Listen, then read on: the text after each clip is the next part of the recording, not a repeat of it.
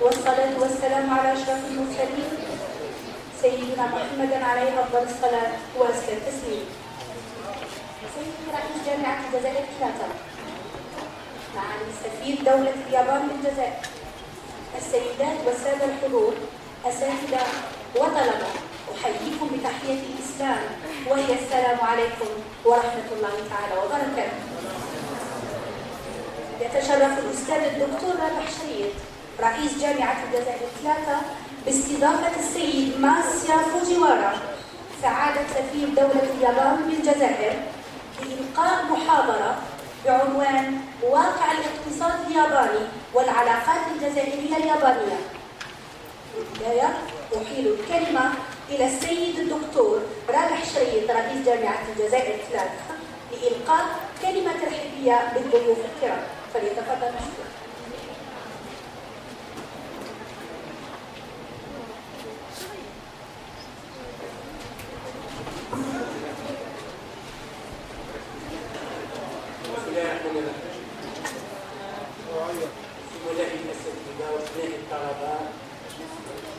والإخوة الإعلاميين والحضور الكريم، السلام عليكم ورحمة الله تعالى وبركاته. بداية يسعدني كثيرا بكم، شكرا لكم الحضور والمشاركة في هذه المحاضرة الهامة في موضوع العلاقات اليابانية الجزائرية. وأشكر سعادة السفير على الحضور وتلبية الدعوة، وباسمي وباسمكم جميعا نرحب بسعادة السفير قائد جامعة الجزائر السيد غزايا جيوارا والسفير الياباني في الجزائر. التحق بوزارة الشؤون الخارجية اليابانية سنة 1980 بعد حصوله على شهادة الحقوق من الجامعة اليابانية أو جامعة طوكيو. اشتغل كمدير للحد من انتشار الأسلحة. استشار الرئيس المعهد الاستراتيجية وفي مسار الدبلوماسي عمل العديد من الدول كالسنغال، كندا، فرنسا، تايلاند، اندونيسيا، ويعمل حاليا في الجزائر كسفير اليابان منذ اكتوبر.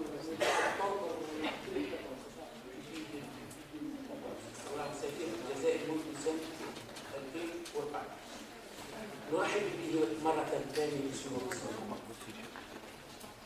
ويشرفنا اليوم سعادة السفير بإلقاء محاضرة بعنوان محاضرة مهمة بعنوان واقع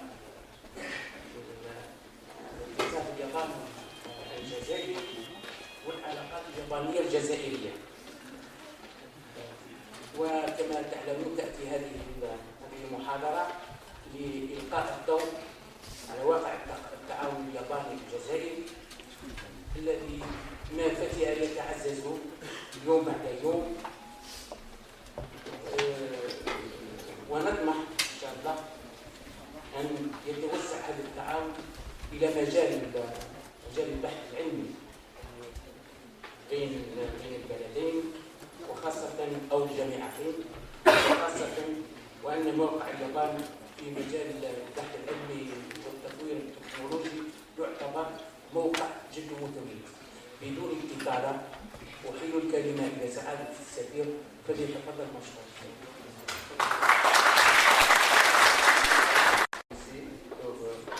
Vous présenter mon pays, le Japon, le secteur de développement économique du Japon. Tout d'abord, je veux remercier le professeur Monchel, le recteur de cette université prestigieuse, de m'avoir donné cette occasion. Et comme je ne comprends pas bien arabique, mais j'imagine que vous avez dit que je suis sorti de l'université de Tokyo en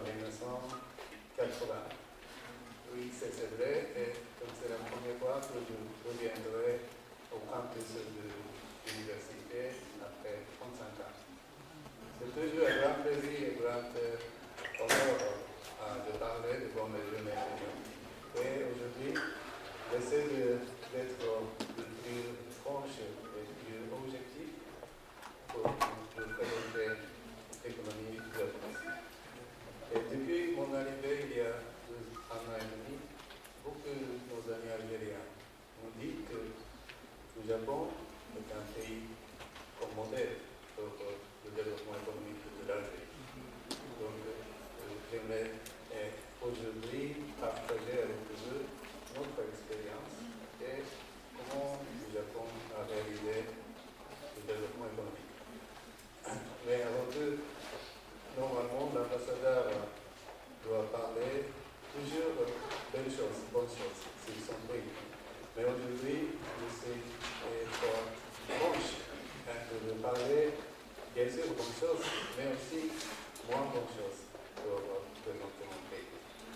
Et j'ai préparé quelques images que vous allez voir, mais je pense que c'est un peu long, donc j'essaie d'être le plus court possible.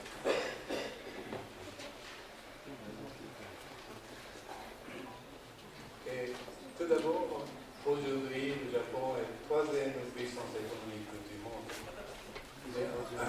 Mais tout d'abord, j'aimerais faire un peu l'aperçu, vous donner l'aperçu de l'histoire de la croissance économique du Japon. Et comme vous voyez, il y a beaucoup divisé en 3 phases dans le processus de l'économie, la construction de l'économie du Japon.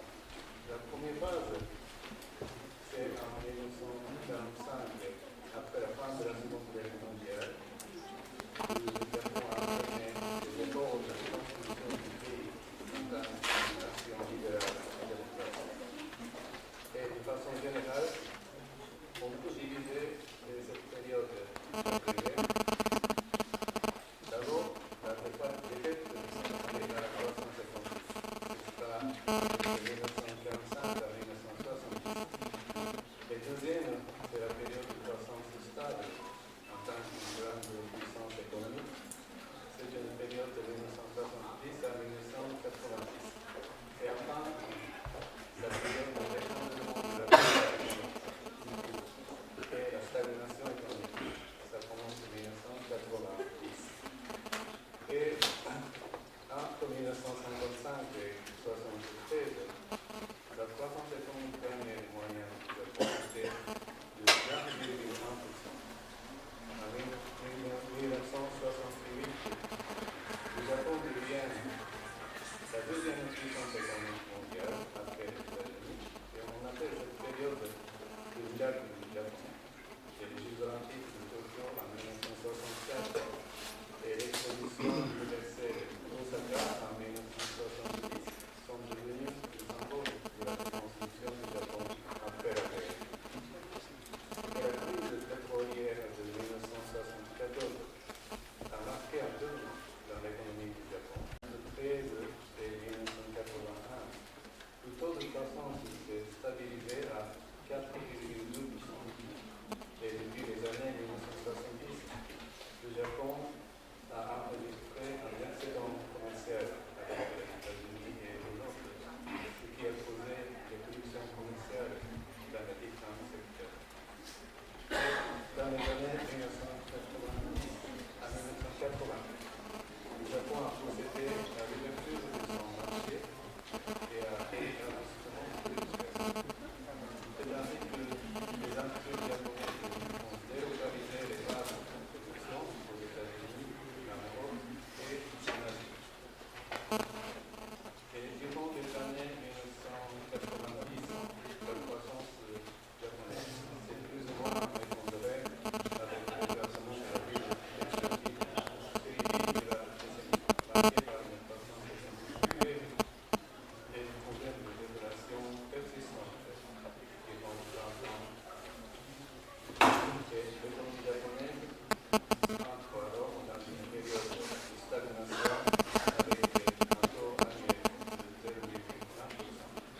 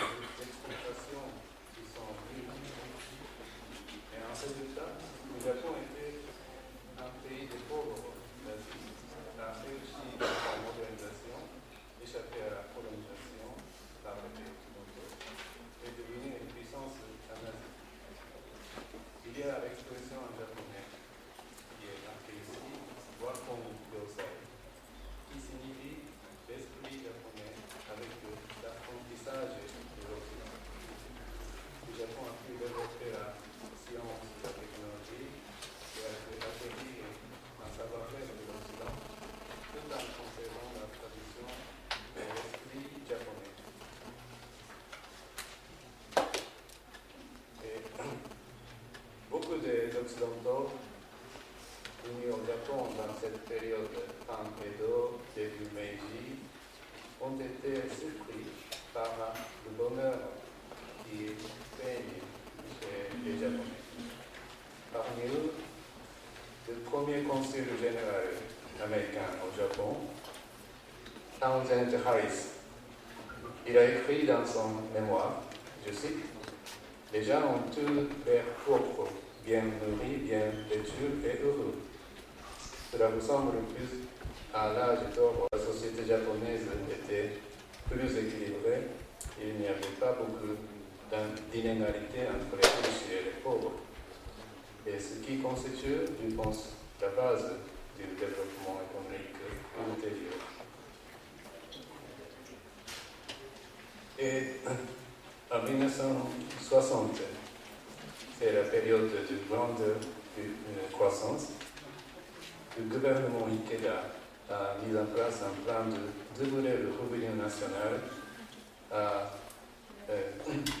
26 milliards de yens sur 10 ans, à partir de 1961. Ce plan a eu un grand succès et nous avons enregistré un taux de croissance annuelle de 10,9%. Et l'objectif de doublement du revenu national a été atteint en 1967. Finalement, le revenu a été multiplié par 2,3 sur 10 ans. Les facteurs positifs de cette réussite sont un taux d'épargne national très élevé, un bon fonctionnement du financement par les banques et une main-d'œuvre abondante et une culture d'entente du patronat avec les syndicats. Et on constate que la classe moyenne japonaise, qui est le moteur de la croissance économique, s'est constituée à nouveau. En effet, la population du Japon comptait 100 millions en 1976, considérée presque comme une classe moyenne, et ce qui a encouragé la consommation à l'occasion des Jeux Olympiques de 1964. Le Japon a aussi entrepris le développement des infrastructures telles que la première ligne du Shinkansen, train à grande vitesse entre Tokyo et Osaka. Mais aussi, l'autre élément, c'est l'entrée nationale. Le Japon a rejoint la communauté internationale après la guerre par la signature en 1951 du traité de paix San Francisco, puis a adhéré à la Banque mondiale, le FMI, le GATT et aujourd'hui OMS. Il est devenu membre des Nations Unies en 1956 et de l'OCDE en 1964. Durant la guerre froide, l'intégration du Japon à la communauté internationale lui a permis de se concentrer sur ses efforts de reconstruction économique, sans dépenser de l'argent des armes. Et en effet, le budget du Japon représentait toujours moins d'1% du PIB. Il est aussi important pour le Japon de bénéficier des avantages de libre-échange dans cette période de croissance économique rapide. Et c'est une image d'un film japonais d'il y a à peu près 10 ans, et c'est un film que j'aime beaucoup. Et ça s'appelle Always, Coucher du soleil sur la 3e rue. C'est une comédie dramatique qui retrace la vie des habitants du quartier populaire de Tokyo en 1958, de la fin des années 50. Et bien la vie des citoyens durant la période de croissance et s'imprègne de leur sentiment de bonté humaine avec les images des bâtisses de la tour de Tokyo et des lieux de télévision. Je trouve que la vie des Japonais était pleine de joie et d'espoir dans l'avenir. Tout le monde pense que aujourd'hui est mieux qu'hier et demain est mieux qu'aujourd'hui. Et donc, c'était une pleine de joie, de l'espoir, même s'ils ne sont pas assez riches, mais ils ne portaient aussi sans téléphone portable comme on peut. Et ensuite, je parle un peu de la politique industrielle du Japon. Déjà, depuis la période de Meiji, l'État a construit la filature de soie de Tomioka et de sidérurgie de Gahata. Et par la suite, l'État les a privatisées dès qu'elles étaient dans la bonne voie. Cette politique industrielle publique est passée graduellement de l'industrie légère à l'industrie lourde.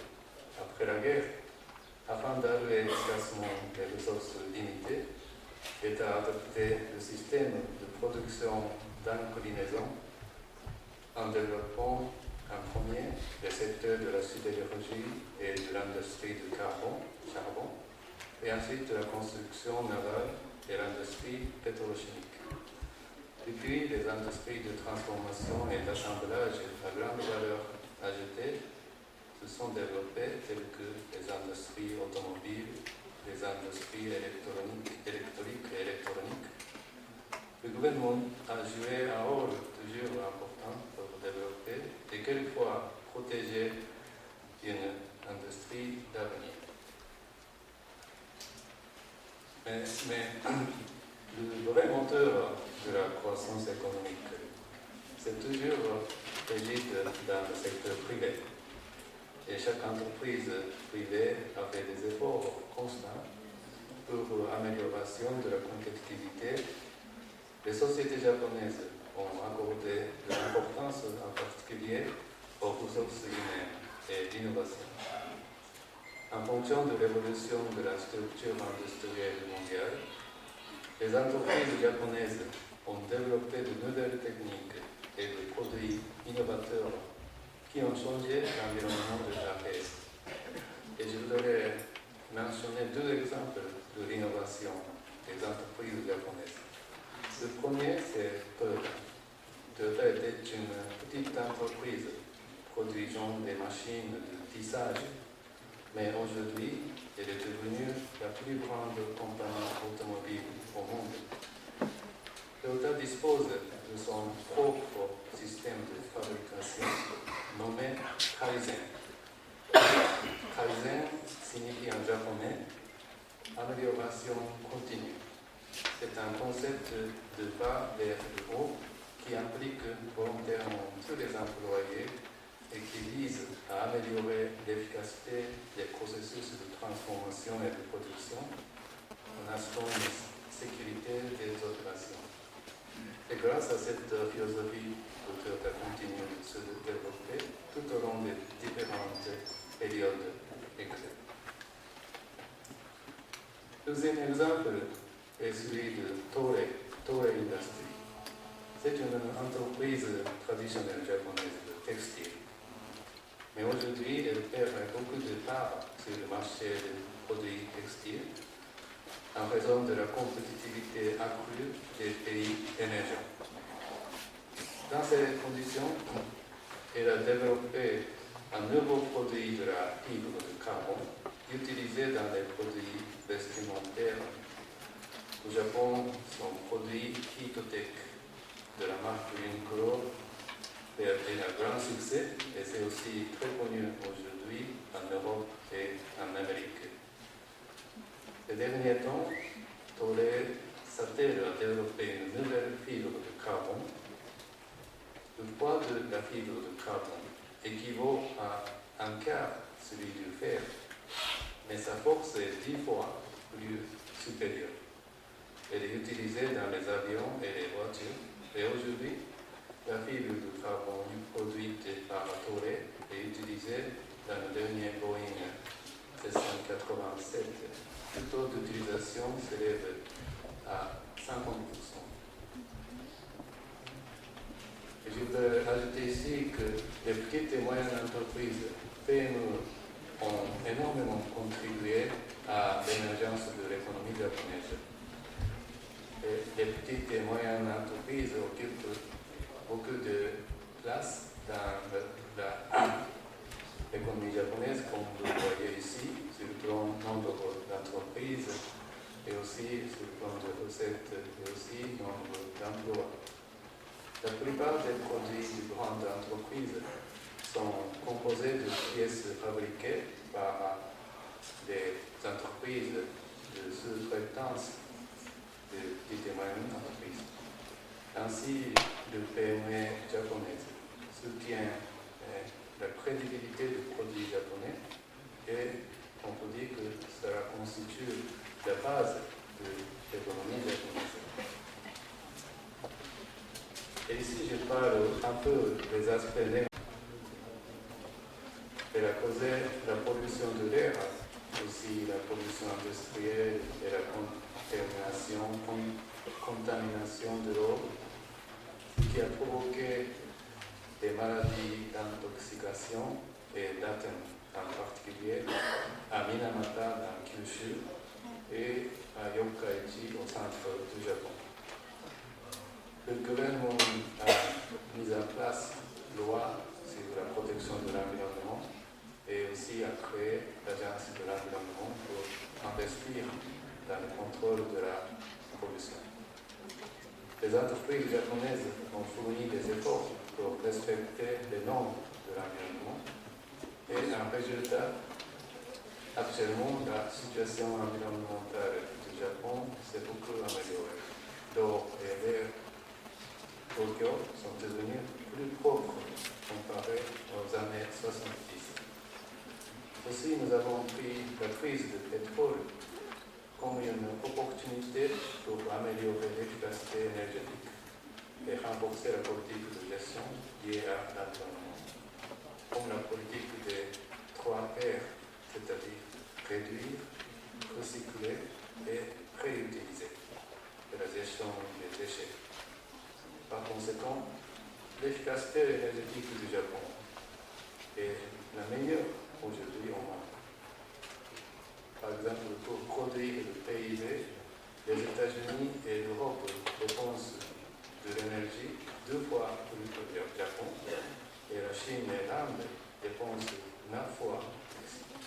J'espère que l'Algérie va décoller en utilisant les technologies en s'inspirant de notre expérience et ne reproduira pas notre mauvaise expérience du passé. Et maintenant, je voudrais parler de l'avenir de l'économie japonaise. Depuis le début du lancement de la politique Abenomics en 2012, le Japon est en train de sortir de la morosité économique qui a débuté il y a 20 ans. Abenomics est la politique économique du gouvernement Abe, dont l'opération est déjà établie dans la presse mondiale. Elle est basée sur 3 principes. La politique monétaire audacieuse, la politique budgétaire souple et la stratégie de croissance qui implique le secteur privé. Grâce à la dépréciation du yen, l'augmentation de la valeur des actions et des revenus des entreprises, avec une amélioration de la situation de l'emploi, nous pouvons constater que l'économie japonaise commence à reprendre. Cependant, même si la conjoncture économique s'améliore graduellement, elle n'arrive pas encore à la phase de l'augmentation de la consommation des ménages et des investissements des entreprises. Donc, on ne peut pas encore dire qu'il y a un bon recyclage de l'économie. Nous avons donc besoin de continuer le renforcement de la compétitivité et la réactivation de l'économie du Japon avec une stratégie croissance. La nouvelle stratégie de croissance repose sur l'encouragement des nouvelles technologies telles que Internet des objets, IoT, des technologies robotiques et des technologies et biotechnologies, et aussi le développement de la compétitivité internationale de l'agriculture et l'agriculture du tourisme et la promotion du rôle de la femme dans la société. Et le renforcement du partenariat économique avec les autres pays et aussi de la stratégie de croissance du Japon important. La population japonaise commence à diminuer depuis quelques années. La population japonaise, et pour maintenir dès maintenant la vitalité de l'économie japonaise, il est important de promouvoir l'intégration économique mondiale en renforçant la compétitivité. En Asie, le Japon a apporté une assistance économique à bon nombre de pays du sud-est de l'Asie, la Corée du Sud et la Chine, et donc contribué au développement économique de ces pays. En conséquence, l'Asie est devenue aujourd'hui le centre des croissances mondiales et la valeur du commerce dans la région s'élève à 2 000 milliards US$ et la part du commerce dans la région a dépassé les 42%.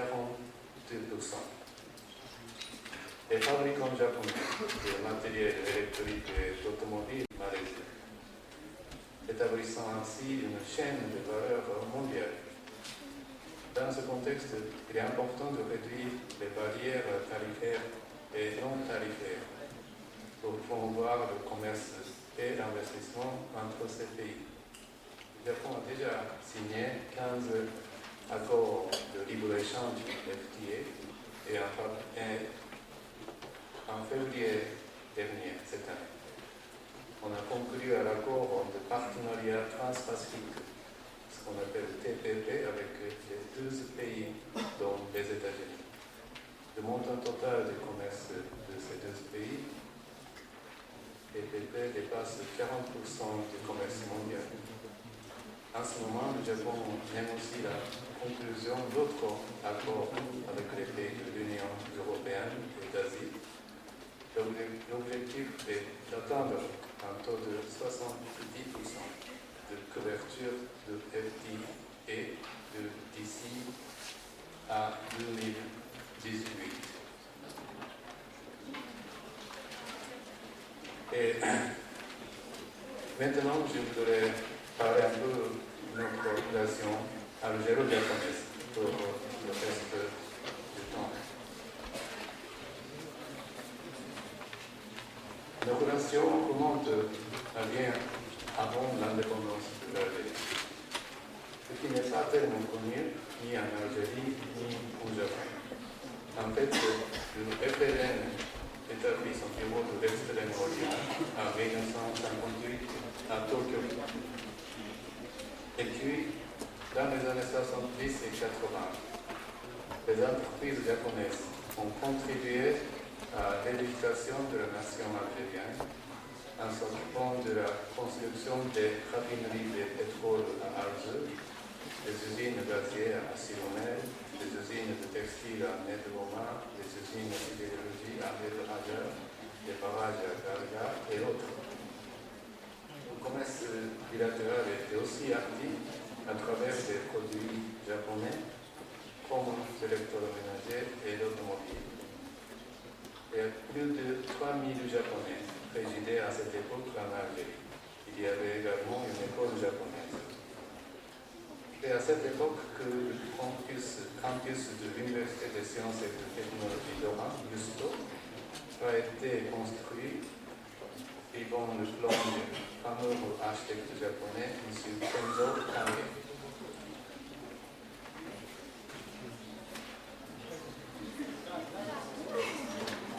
Et pendant la décennie noire, les activités des entreprises japonaises ont baissé et le Japon demeure aujourd'hui le 15e partenaire commercial de l'Algérie. La valeur de l'échange commercial entre l'Algérie et le Japon est devenu 2 milliards de dollars et environ 2 milliards de dollars. Même si l'Algérie est le troisième partenaire économique en Afrique pour le Japon, les échanges économiques actuels entre nos deux pays ne sont pas à la hauteur de la grandeur de nos deux économies. Il existe actuellement certaines entreprises japonaises qui examinent des projets d'investissement concrets. Et je suis certain que leur implantation en Algérie devrait contribuer à la diversité économique algérienne à travers le transfert de leur haute technologie et nous comptons envoyer plus de jeunes Algériens au Japon cette année et à l'avenir.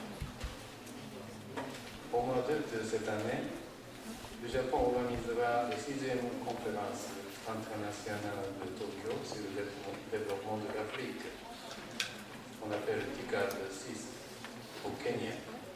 La coopération entre le Japon et l'Afrique pour la croissance de qualité, le développement des ressources humaines, de la paix et la sécurité seront abordées à cette occasion. J'espère que la coopération avec l'Algérie sera renforcée également dans les domaines du développement d'infrastructures, de l'énergie renouvelable et aussi des ressources humaines dans le secteur industriel. Et maintenant, je parle un peu de la culture. Le Japon est un pays doté de 2000 ans de civilisation. Il possède des traditions et des cultures uniques au monde. Depuis quelques années, la culture populaire du Japon est aussi appréciée par les jeunes du monde, tels que la musique, le drama, le manga et la gastronomie. C'est un phénomène, ce qu'on appelle Cool Japan. L'ambassade organise régulièrement des événements culturels pour promouvoir la compréhension sur le Japon. Et nous organisons cette année des sessions sur le kumikimo, c'est le tissage de corde, qui est un art traditionnel japonais, et aussi une démonstration de karaté et la présentation de la gastronomie japonaise. Afin de renforcer davantage les relations algéro-japonaises, nous continuons de soutenir l'apprentissage de la langue japonaise et les échanges d'étudiants. Et avec la contribution des anciens dossiers et du personnel qui travaille dans les entreprises japonaises, nous nous efforçons de fonder l'association d'amitié algéro-japonaise. Je souhaite développer les échanges dans plusieurs domaines, y compris le tourisme, à travers cette association. Avant de conclure ma présentation, et puisque 5 années sont passées depuis le grand séisme du Japon, je souhaitais vous présenter le bon état d'avancement de la reconstruction de la région de Tohoku.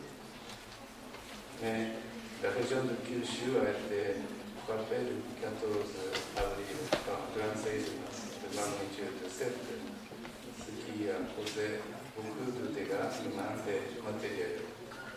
Le Japon est toujours frappé par un grand séisme. Et aujourd'hui, je voudrais tout d'abord remercier tous les pays, y compris l'Algérie, qui nous ont fourni un soutien chaleureux chaque fois. Il y a eu des catastrophes naturelles au Japon.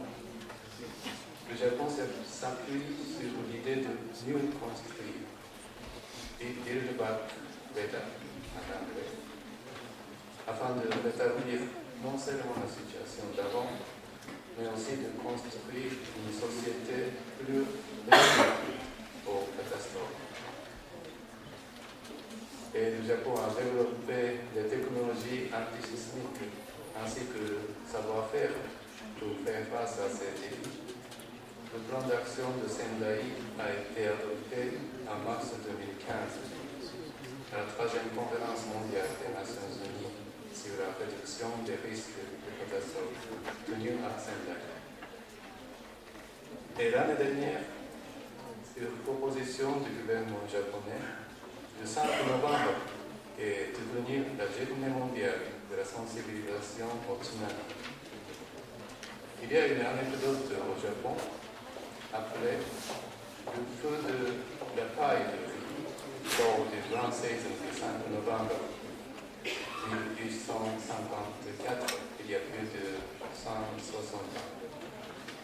Un jeune homme d'affaires de la préfecture de Wakayama a mis le feu à la paille de riz et a sauvé les villageois contre le tsunami en les dirigeant vers les auteurs. L'idée de faire le 5 novembre une journée de tsunami vient de cette anecdote. Nous souhaitons fortement que l'Algérie en particulier connaît aussi des séismes de temps en temps, ses connaissances et ses techniques de reconstruction afin de mieux se préparer à ces catastrophes. Et maintenant, je vais conclure mon présentation.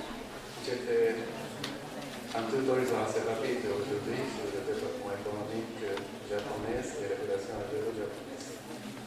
Et je pense qu'aujourd'hui, l'Algérie, aussi le Japon, accélère la réforme économique. Et c'est une bonne opportunité, bonne occasion pour pousser notre lien économique et pour créer un nouveau partenariat à l'année. Et comme je vous ai dit tout à l'heure, les Jeux olympiques de Tokyo en 1964 ont été le symbole de la reconstruction japonaise après la guerre. Et lorsque l'Algérie venait d'acquérir son indépendance, celle du gymnaste M. Mohamed Yanani, qui est actuellement le directeur du musée olympique d'Algérie, y avait assisté pour représenter son pays. Il m'a dit qu'il ne pouvait pas oublier son émotion de voir le drapeau algérien flotter dans le ciel de Tokyo. Tokyo organisera de nouveau les Jeux olympiques en 2020. Je souhaite que plusieurs athlètes algériens y participeront et également des médailles. J'espère que les Jeux olympiques de Tokyo de 2020 pourront être un autre symbole de la nouvelle société dynamique japonaise et ainsi que le nouveau départ de nos relations d'amitié de longues années. Et je souhaite que vous, les jeunes étudiants algériens qui se réunissent aujourd'hui, vivraient un jour au Japon et sentir le changement de la société japonaise et la culture japonaise qui n'a pas changé à travers la modernisation. Je vous remercie de votre attention.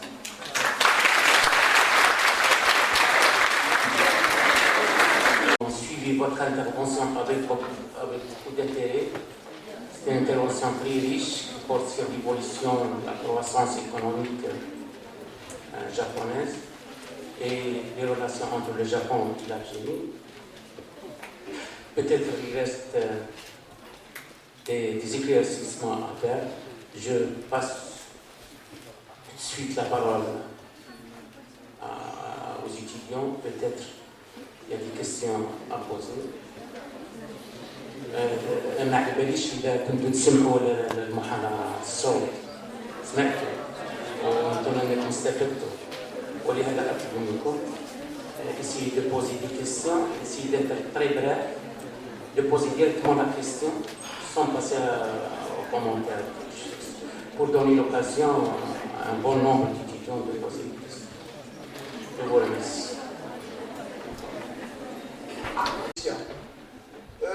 La première, dans notre mentalité, le Japon est connu par sa culture dans la gestion, à point que le Japonais, quand il se lève le matin pour aller travailler, il ne dit pas « je vais aller travailler », il dit « je vais participer au bien de l'homme ». Et la question qui se pose, pourquoi le Japon est mal classé en matière de sauvegarde de l'environnement. Tout à l'heure, vous avez dans l'un de vos diapos montrer que le Japon vient en dernière position en matière de sauvegarde de l'environnement. Je me demande pourquoi.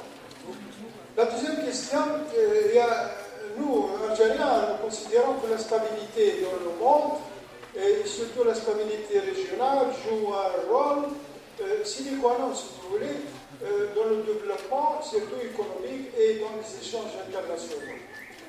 Il y a un problème, monsieur l'ambassadeur, dans le Moyen-Orient, c'est le problème palestinien.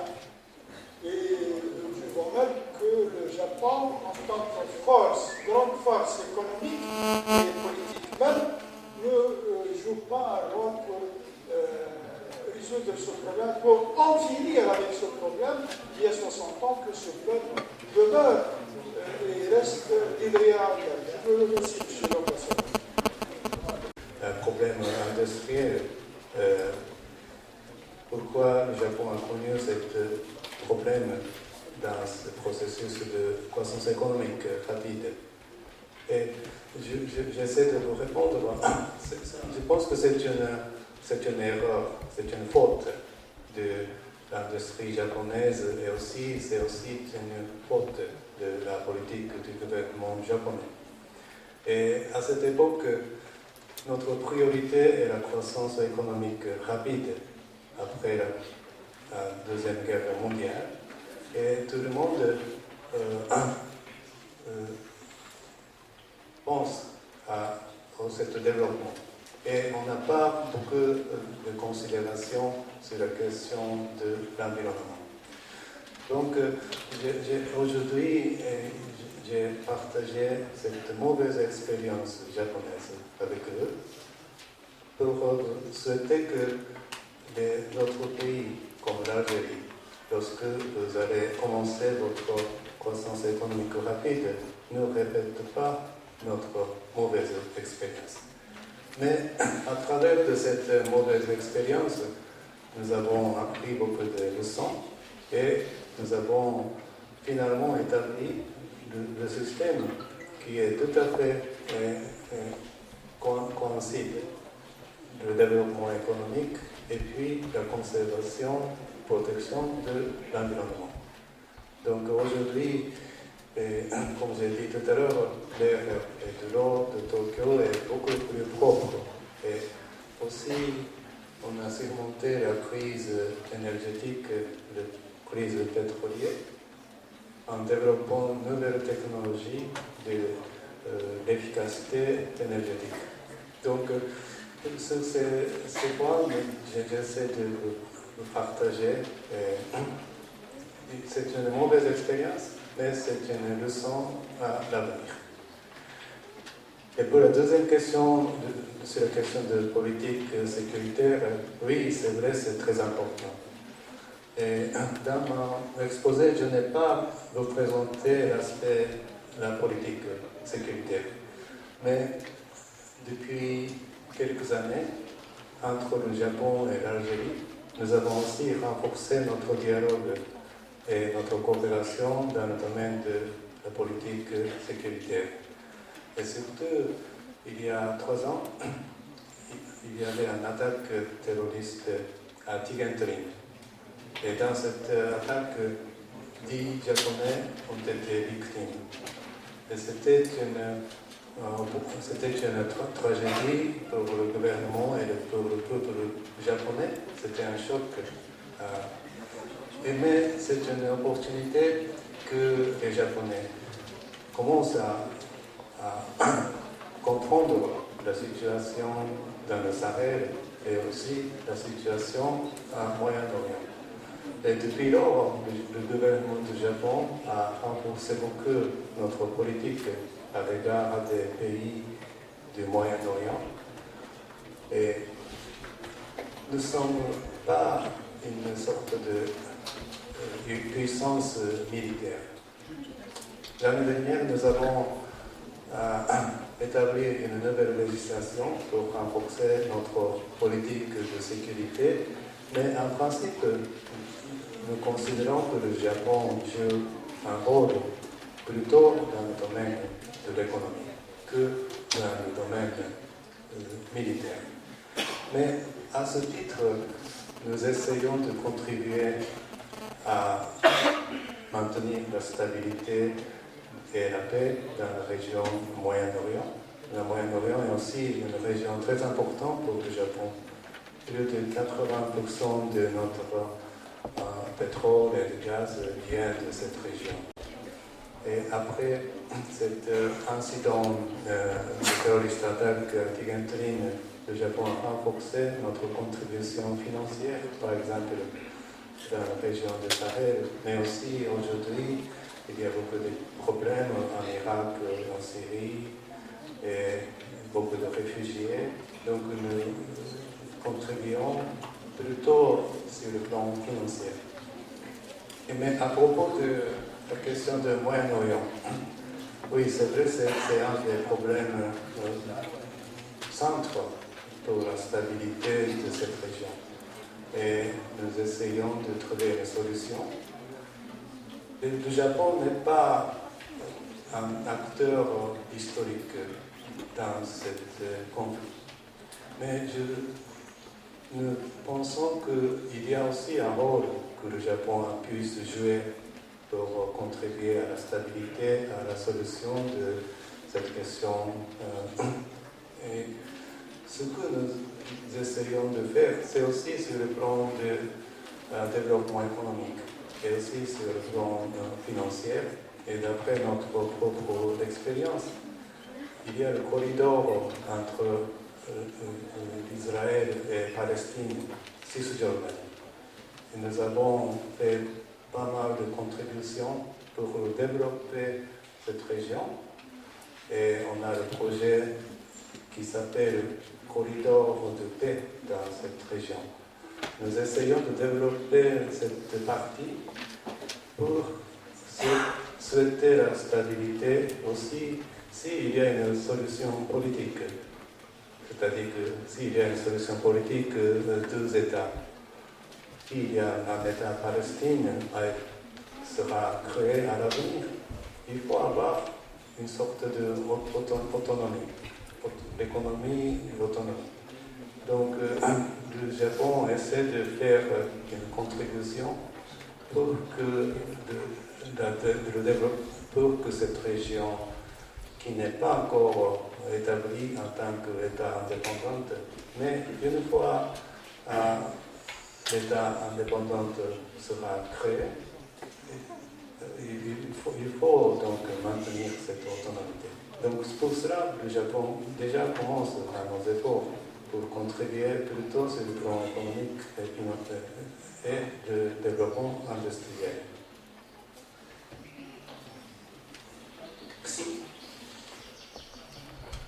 رحب سعادة السفير ونشكر جامعة الجزائر على هذه المحاضرة القيمة، وإن كنا نتمنى لو كانت باللغة العربية لأننا نفهم باللغة العربية أكثر مما نفهم باللغة الرسمية.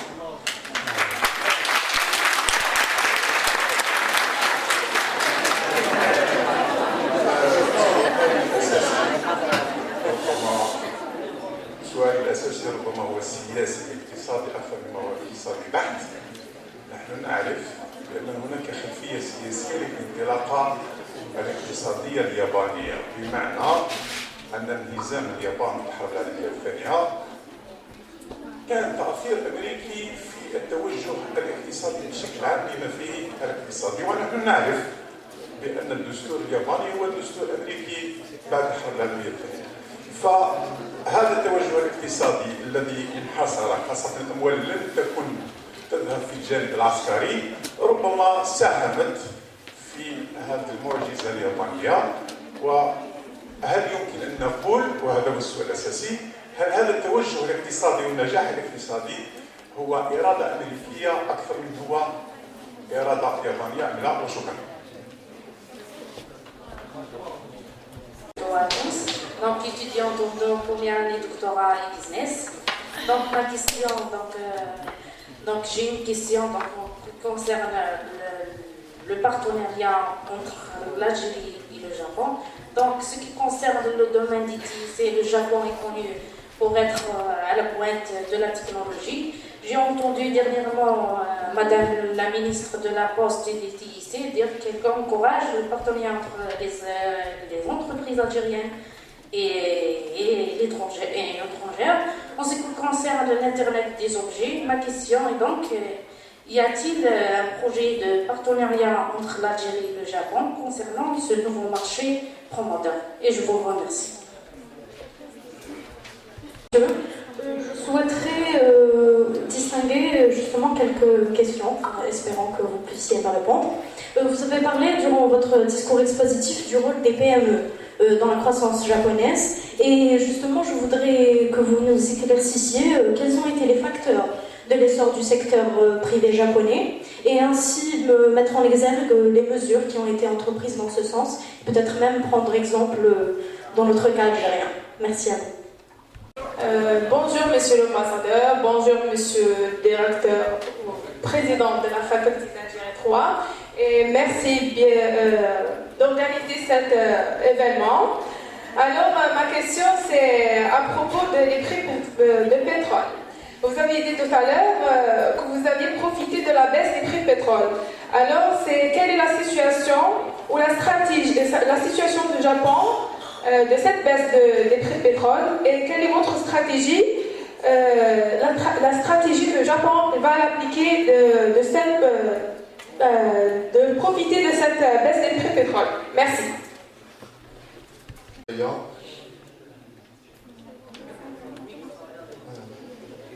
من المندوب الياباني بصفتي طالب ماستر أسواق مالية وبنوك. ثانية، أولا مرحبا بك سيادة السفير في دولة الجزائر، مرحبا رئيس جامعة الجزائر الثلاثة. السؤال يكمن في ظل أزمة المحروقات العالمية الراهنة وتداعياتها الخطيرة على الاقتصاد الجزائري كما يعلم الجميع، هل يمكن الحديث اليوم عن علاقات اقتصادية جزائرية يابانية بناءة للنهوض بالاقتصاد الجزائري في مجالات الصناعة، الزراعة، السياحة، بعيدا عن النفط؟ وإلى مدى تكمن واقعية هذه العلاقة؟ وشكرا. C'est Jamila Aguindi, je suis journaliste au quotidien Messa, rubrique économique justement. Monsieur Massaï, on a l'impression que l'Algérie est en train de faire le même passage que le Japon, notamment par la crise, par le choc pétrolier qu'a connu le Japon en 1974. Maintenant, c'est le tour de l'Algérie qui connaît ce qui passe, qui vit un passage vraiment difficile par rapport aux baisses des prix du pétrole. Vous vous intéressez maintenant, le Japon est en train de s'intéresser à l'Afrique. Vous venez d'annoncer qu'il y a une grande réunion au Kenya, au mois d'août prochain. Justement, quelle est la part de l'Algérie dans le programme japonais? Quelle aide vous pouvez apporter à l'Algérie, notamment par rapport aux investissements, aux projets, l'automobile, tout type de projet, spécialement l'automobile? Merci, monsieur. Je pense qu'il y a plusieurs questions très intéressantes et j'essaie de répondre une par une. Et d'abord, il y avait une question sur les relations des États-Unis, la contribution des États-Unis au développement économique du Japon, si je comprends bien. Oui, il y avait un rôle très important des États-Unis dans le processus de la croissance économique du Japon. D'abord, sur le plan économique, le Japon a bénéficié de quelques financements de la communauté internationale comme la Banque mondiale et aussi dans le cadre du Marshall Plan. C'est une politique des États-Unis pour soutenir les pays qui a perdu la guerre mais qui est en train de reconstruire. Donc il y avait une politique des États-Unis assez gracieuse à l'égard du Japon. Et aussi, comme j'ai dit dans mon exposé, le Japon a réuni la communauté internationale et on a pu bénéficier de libre-échange. Le marché américain est très important pour le Japon. On a exporté beaucoup de produits textiles d'abord et aussi de l'automobile. Mais après, comme j'ai dit, il y avait une friction commerciale.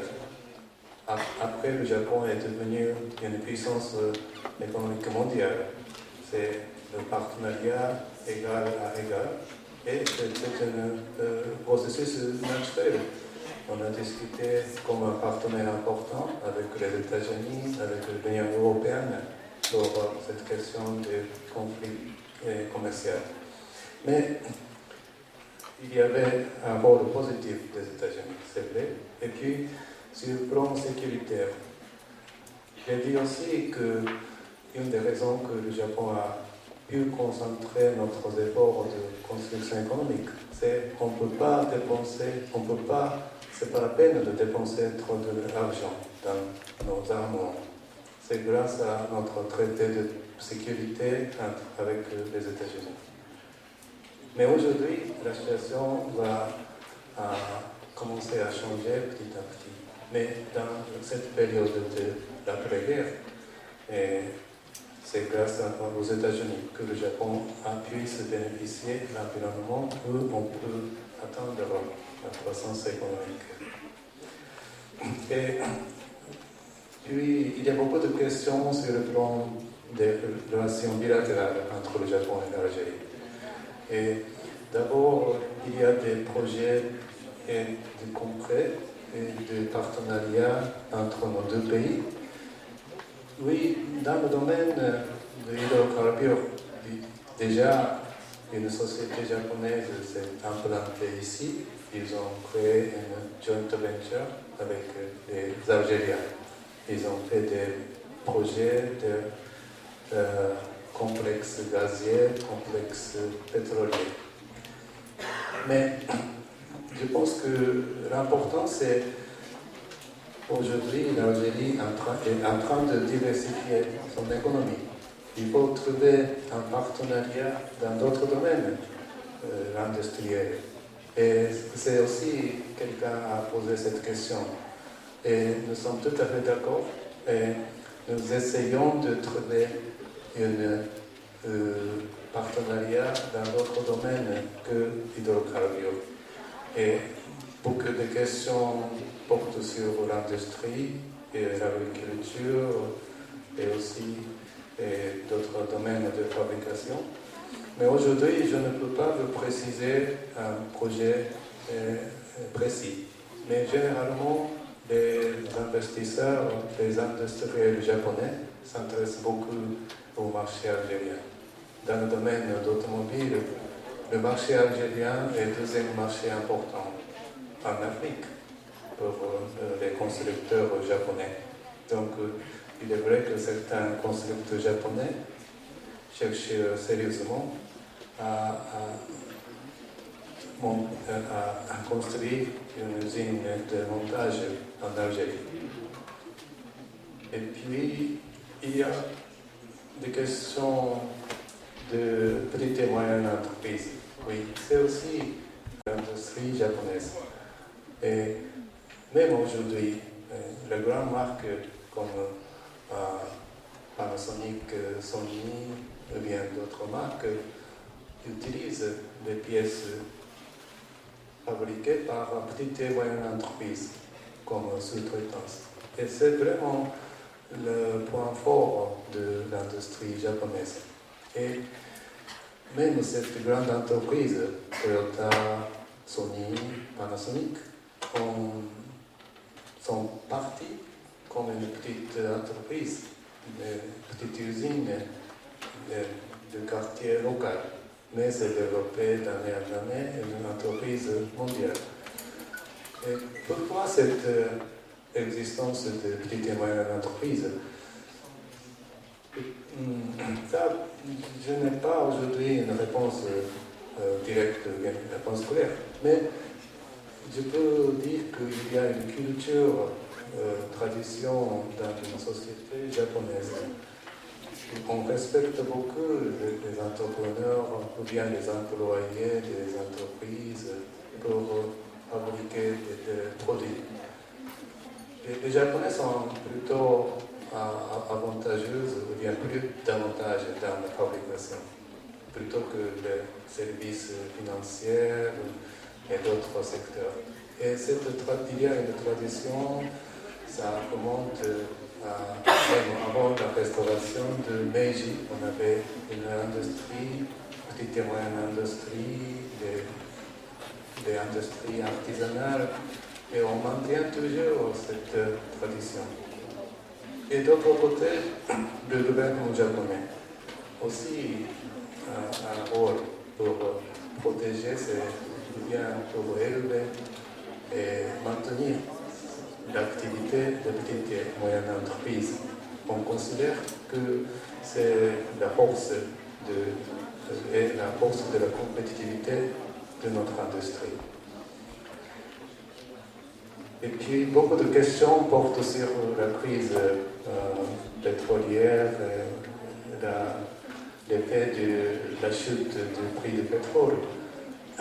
Et le contexte est un peu différent par rapport au choc pétrolier de 1974. Mais pour le Japon, c'est tout à fait un phénomène renversé, un phénomène qui défavorisait notre industrie. On ne peut plus bénéficier du prix du pétrole et à un prix raisonnable.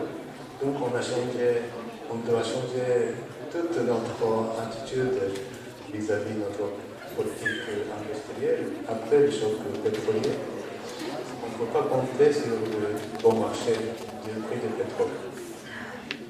Pour cela que nous avons développé notre technologie de l'énergie. Et comme je dis dans mon exposé, aujourd'hui, notre efficacité énergétique est le premier au monde. Et si je dis quelques mots sur la situation actuelle de l'Algérie, je pense que pour l'Algérie aussi, c'est une opportunité très importante pour faire un tournant et changer la politique industrielle, et changer la politique économique, et réduire la dépendance dans le secteur hydrocarbure et développer l'industrie, l'agriculture, le tourisme. Il y a beaucoup de secteurs qui sont très prometteurs dans l'économie algérienne. Donc, je souhaite tout un succès de l'économie de TICAD a été organisée en 1993 et c'est la 6e réunion de ce genre et c'est la première fois qu'on organise en Afrique, au Kenya. Nous sommes en train de préparer le résultat de cette réunion, mais le volet économique, le développement économique est toujours un pilier de cette discussion au sein de TICAD.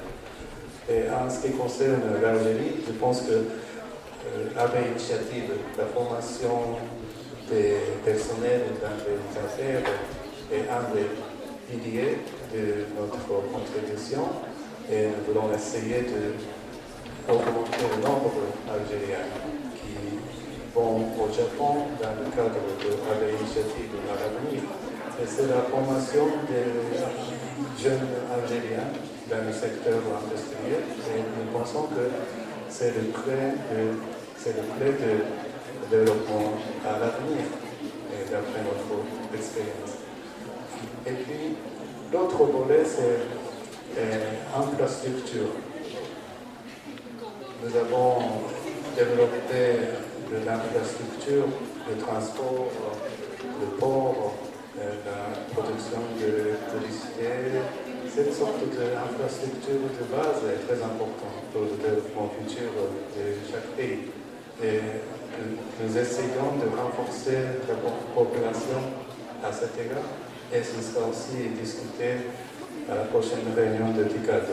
Donc, le développement des ressources humaines et aussi le développement de l'infrastructure, ce sont les deux volets importants pour l'Algérie et le Japon à l'avenir. Merci. Il n'y a pas d'autres questions. سنة ثانية ماستر أسواق مالية وبنوك. السؤال الأول بعد العمل الإرهابي في ديجنتورين خلف مقتل رعايا يابانيين. سؤال السفير هل تجاوزتم هذه الصدمة؟ وهل يؤثر على تواجد رؤوس الأموال اليابانيين بالجزائر؟ وإن كان كذلك ما مدى مساهمة رجال الأعمال للسوق المالي في الجزائر؟ السؤال الثاني بعد فرنسا لماذا لا يطمح رجال الأعمال في إقامة تعاون في مجال صناعة السيارات والبتروكيماويات؟ والسؤال الأخير ما هي الصورة الحقيقية لديكم عن الجزائر اقتصاديا وسياسيا؟ Pour les deux dernières questions, j'essaie de répondre. D'abord, à propos de l'événement à Tigentrine. Oui, c'était un choc pour le peuple japonais et pour le gouvernement japonais. Mais nous essayons de surmonter cet événement et nous avons renforcé la coopération et nous avons établi un dialogue avec le gouvernement algérien. Et nous avons eu beaucoup de sympathie et beaucoup de mots très gentils de la part des peuples algériens. Donc, c'est pas facile d'oublier, mais nous essayons de surmonter cet événement tragique. Et deuxièmement, à propos de notre perspective sur l'économie algérienne, ou bien plus particulièrement, vous avez dit voiture, automobile. Oui, l'Algérie est un pays, grand marché, et deuxième marché important pour l'industrie automobile. Donc nous nous intéressons beaucoup de faire la contribution pour développer l'industrie de l'Algérie. Et peut-être aujourd'hui l'Algérie est face à la crise pétrolière, la choc pétrolière. Donc il faut développer d'autres industries comme l'automobile et d'autres industries manufacturées. Et je suis plutôt optimiste dans cet égard. Petit à petit, la politique d'inviter plus d'investissements étrangers est en train de se constituer. Et il y a aussi beaucoup d'intérêt de la part des entreprises étrangères. Et même il y a pas mal de concurrence dans ce marché parmi les industries étrangères. Mais j'espère qu'il y a aussi un changement de mentalité, aussi la politique plus libérale et politique plus transparente. Cette sorte de climat d'affaires est très important. Et je pense que la politique algérienne de l'économie commence à se développer dans ce sens, mais j'espère à l'avenir cette politique d'encourager les entreprises étrangères et l'investissement étranger se développe davantage pour changer la vie, changer l'image de l'Algérie à cet aspect. Et la dernière question, je n'ai pas bien saisi, mais la question porte sur le choix d'étudiants japonais dans la discipline. Est-ce que... Mais ça, je n'ai pas une bonne réponse. Ça dépend de toutes les orientations des individus. Moi, j'ai fait mes études dans la faculté de droit. Quelqu'un d'autre choisit l'économie, quelqu'un d'autre choisit les sciences, la littérature, la philosophie. C'est tout à fait libéral, libre dans les étudiants. Il n'y a pas de règle générale au Japon.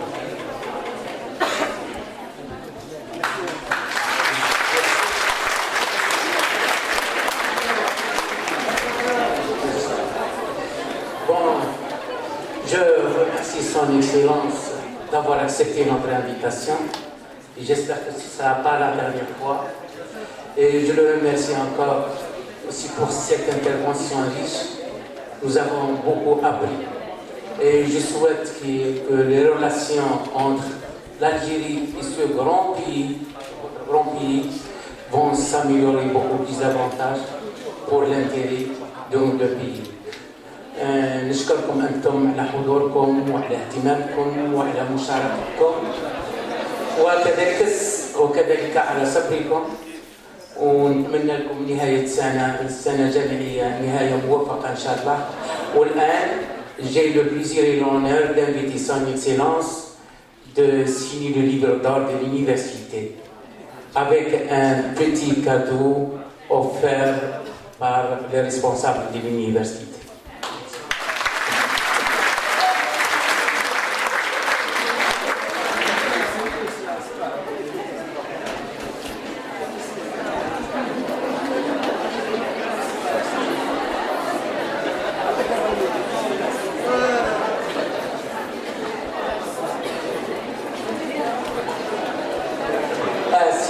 طلب الافاضل وليداتي سيبوك ما تخرجوش حتى نخرج سعاده السفير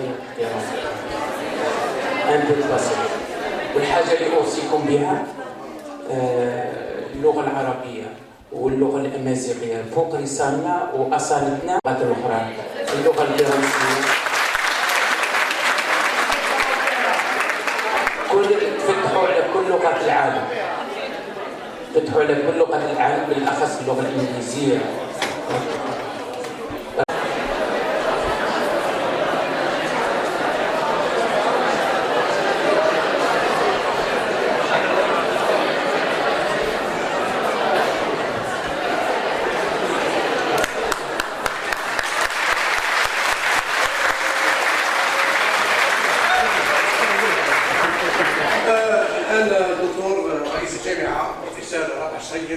سيقدم تكريم خاص لسعادة السفير.